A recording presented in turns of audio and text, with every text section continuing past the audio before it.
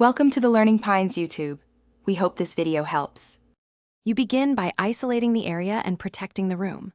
Once done, cut ventilation and lay drop cloths.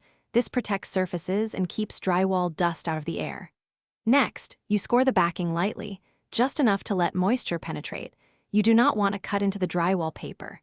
Then you apply a solvent mix or warm water with fabric softener using a pump sprayer so it soaks the backing. You want the adhesive to break down before you attempt scraping. Now you work methodically.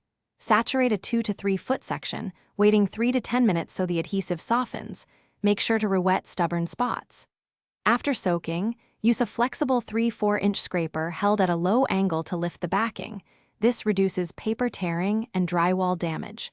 Once the sheet lifts, switch to a damp sponge to rub away remaining fibers and paste. You repeat these cycles across the wall, so you maintain control and protect the drywall surface. Finish by inspecting the wall closely for lifted or torn drywall paper. You want to sand only the fuzzy edges lightly with 120 grit to avoid removing the paper entirely. If there are gouges or adhesive residue, apply a thin skim coat of joint compound, let it dry fully, then sand smooth.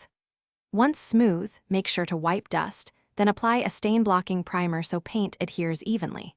If adhesion fails, recheck for remaining backing and repeat spot cleaning before repainting. Thanks for watching.